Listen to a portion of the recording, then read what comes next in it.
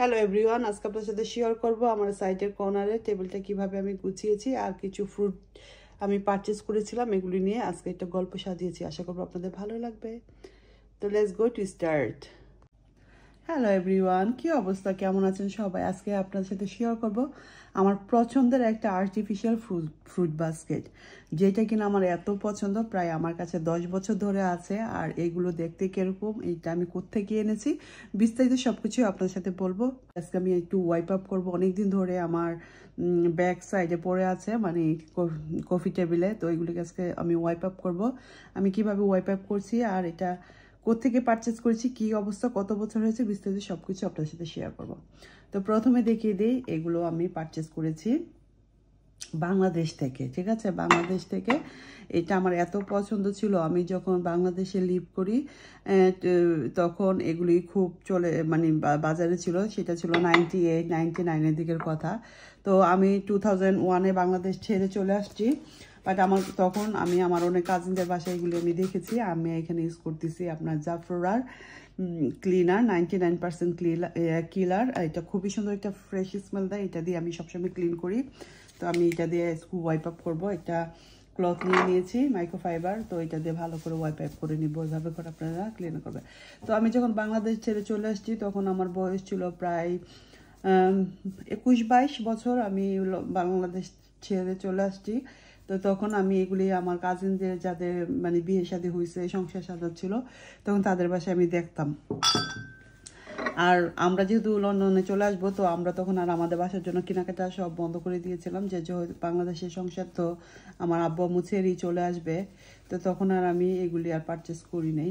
খুবই সুন্দর, খুবই হেভি কোয়ালিটির, একদম মনে হয় ফ্রেশ গ্রিন একটা আপেল, মানে খুবই কিউট। আমার এত পছন্দ যা বলার বাহিরে। তো আমি এগুলি যখন সাথে গেলাম তখন আসলে আমি তখন আর আনতে পারিনি। তো 2014-এ বা সাথেই হবে হয়তো কিছু এনেছি, বা 2014-এর কথাই বলি। তখন আমি অনেক জিনিসপত্র এনেছি, কারণ আমরা তখন 4 জন গিয়েছিলাম বাংলাদেশে, প্লাস আমার আব্বু আম্মু। তো আমরা লাইক 7 পিপল, আমার ভাইও ছিল, 7 পিপল আমরা বাংলাদেশে যাই। তখন আমরা বাংলাদেশে গিয়েছিলাম, তখন আমি এগুলি পারচেস করে নিয়ে আসছিলাম।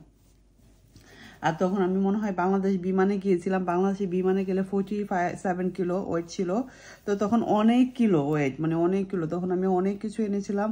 আমার একটি ডিনার সেট এনেছিলাম, তারপরে এগুলি এনেছিলাম। এগুলি প্রায় 5 কেজির ওয়েট তো হবেই, কারণ এগুলি অনেক হেভি। আর যেহেতু ক্রিস্টাল, একদম গুলশান থেকে এগুলি আমি পারচেস করেছিলাম। আমার মনে হয় এগুলি আমি পার পিস 500 টাকা করে কিনেছি, 12 বেশি হতে পারে। আমি কিছু গুলশান থেকে নিয়েছি, আবার কিছু মৌচাগাঁওসিয়া থেকেও নিয়েছি, কারণ আমি অনেকগুলি কিনেছিলাম, প্লাস আমার বোনও কিনেছে। এক এক সময় গুলশানে দেখা যাচ্ছে হয়তো আমি 2 টাকা পাচ্ছি, কারণ আমার দেখেন আপনার বেশিরভাগ গ্রিন চলে আসছে, কারণ আমি গ্রিন কালারে তখন পেয়েছিলাম। তা ভাবলাম যে পরবর্তীতে আরও কিছু কিনবো অন্য অন্য কালার, কিন্তু পরে এরকম হয়েছে যে ওয়েট এত বেশি বেড়ে গিয়েছে। তারপর আর আমি যে সাথে যেই আমার ওয়েটগুলো পেয়েছিলাম, আমার বাচ্চারা ছোট ছিল, তো আমি অনেক ওয়েটের আনতে পারছি। কিন্তু পরবর্তীতে আমি আর মানে বাংলাদেশে আমার ওরকমভাবে যাওয়াও হয় নাই, এত মানুষ একসাথে, আর এগুলো আনাও হয় না। আর তখন এগুলি চলে গেছে, মানে খুঁজলেও আপনি পাবেন না। তো এটা ছিল বেগুনের কালারটা দেখেন সেই রকম কালার ছিল। তো এটার ভিতরে 2টা সেট, আমার আম্মার কাছেও মনে কিছু একটা আছে, আম্মারও আমি কিছু দিয়েছিলাম। আগে তো আমরা মা মেয়ে একসাথেই থাকতাম, এখন তো মা মেয়ে সেপারেট। তো আমি জানি না আমার আম্মার কাছে আছে কিনা, জিজ্ঞেস করতে হবে, থাকলে তো আমি নিয়ে আসবো আমার আম্মার থেকে। বাট এটার ভিতরে আমার গ্রিন কালার। আর এইটা ছিল কি বলেন তো, এটা মনে হয় আতাফল না আনারস, ভুলে গেছি নামটা। এটা নামটা কি হবে কমেন্ট করে জানাবেন। আর এইটা আমি যখন বাসা মুভ করি লন্ডন, মানে লন্ডনে তো আমি ইউকেতে আছি, বাট আমি যখন লন্ডন সিটিতে মুভ করি তখন হয়তো এটা আমার একটু অসাবধানের কারণে এটা ভেঙে গেছে এই জায়গাটা। বাট আমি এটা ফেলে দিই না, এটা আমি রাখি। এটা কিন্তু খুব শার্প, হাত কেটে যাবে।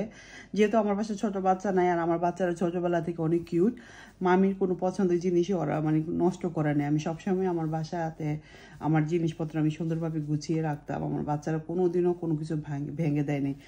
ভাঙলে হয়তো আমিই ভাঙছি, মানে যদি এরকম কিছু হয় যে কে ভাঙছে, সেটা আমিই ভাঙছি। তো এটা তো অনেক ময়লা পড়ছে, আর এটা আমি এখন একটু মুছে নিচ্ছি। আমার তো খুবই পছন্দ। মানে এইটা আমার এত পছন্দ ছিল, তো বুঝতেই পারতেছেন আমি প্রায় 10 বছর, যদি 14 আনি, এখন 2024, তো নিয়েলি 10 বছর। তো 10 বছরও আমি এটা ফেলিনি, মানে আমি হয়তো সারা জীবন হয়তো থাকবে, জানি না আমার মেয়েরা রাখবে কিনা, কারণ আমার বাচ্চাদের আবার আমাদের দেশি জিনিস পছন্দ না, ওরা বিদেশি জিনিসই পছন্দ করে।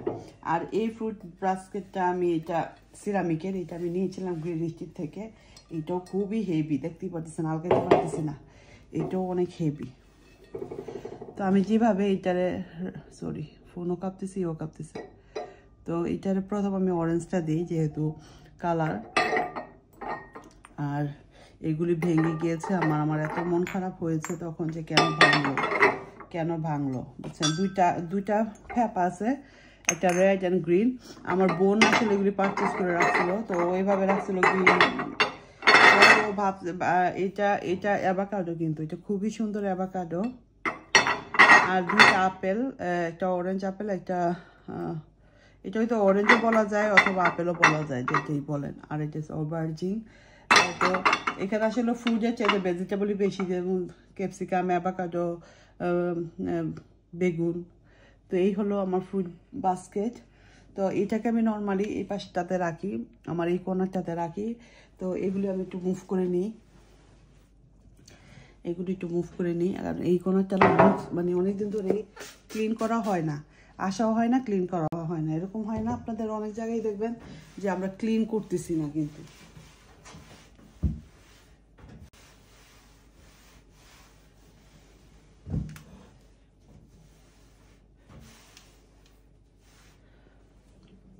ক্লিন করে ফেলা। তো এই ফুলের টপটা এখানে আমি রাখতেছি, এটা একটু মুছেও নিয়েছি আমি সবকিছু।